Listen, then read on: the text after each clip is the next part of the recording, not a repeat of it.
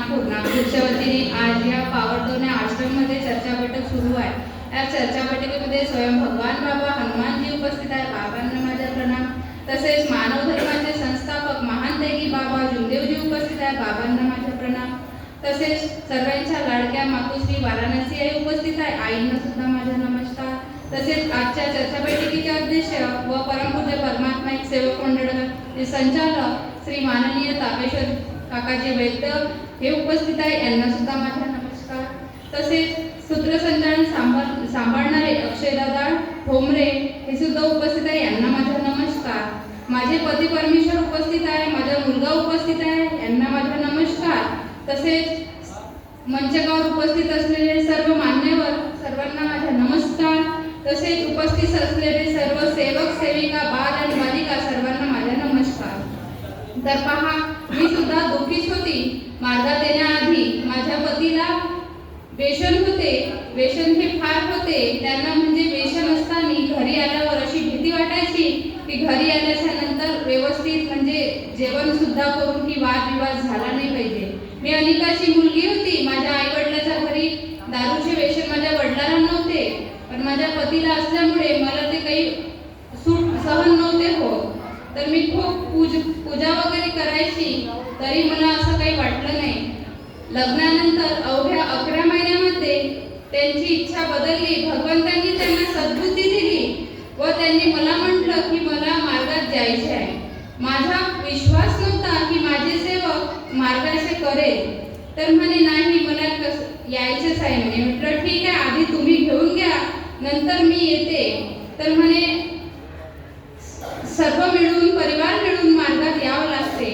तर माझा परिपूर्ण मी विचार केला आणि गेले। तो खरोखरच पहा, माझ्या पतीचे हे दारूचे व्यसन दूर झाले आणि मला पुत्र संतांचा योग नव्हता। तर मार्गदर्शक काकाजी आमचे पांडुरंगी हावरे तामसवाडीचे आहे। त्यांनी आम्हाला विचारलं, तर बेटा म्हणे तुम्ही शब्द ठेवा म्हणे। तर पहा, आम्हाला जो स्वतः मिळाली नव्हती तरी सुद्धा आम्हाला पुत्रप्राप्तीच्या अवघ्या 6 महिन्यामध्ये योग आला। आणि योग आल्याच्या नंतर 9 महिने झाले आणि डिलिव्हरीचा टाइम आला। त्यावेळेस माझे सेवक घरी होते आणि मी माझ्या माहेरी होती। तर हॉस्पिटलमध्ये गेली असताना तिथे एका हॉस्पिटलमध्ये सांगितली की सीझर करावं लागेल आणि थोडा वेळ लागेल। माझ्या भावाने म्हटलं की दुसऱ्या हॉस्पिटलमध्ये जायचं। माझ्या सेवकांनी तीर्थ सुद्धा करून आणलं होतं आणि मला दिलं। तर पहा, दुसऱ्या हॉस्पिटलमध्ये गेलं तर अवघ्या 15 मिनिटांमध्ये नॉर्मल डिलिव्हरी झाली। की कोणाची कृपा ते महान देवी बाबा जुमदेवजीच्या कृपेने शनिवार दिवस आणि सकाळी पहाटे 5:15 वाजता मला मुलगा झाला। माझा मुलगा सुद्धा उपस्थित आहे। तर पहा, आपली भगवंताची कृपा खूप महान आहे, पण आपल्याला त्या बाबाच्या तत्वशब्द नियमाने चालावं लागते।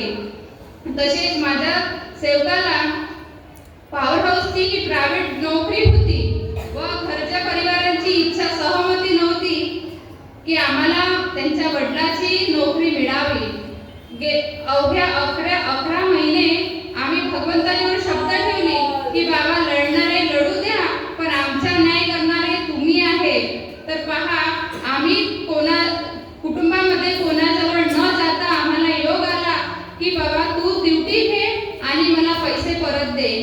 तर आम्हाला गव्हर्नमेंट WCL माइन्सची ड्युटी माझ्या सेवकाला मिळाली। ही बाबाचे मी धन्यवाद मानते।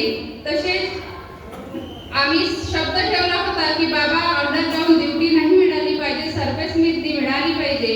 तो सुद्धा योग आमच्या भगवंतांनी पूर्ण केला आणि सरफेसमध्ये ड्युटी मिळाली।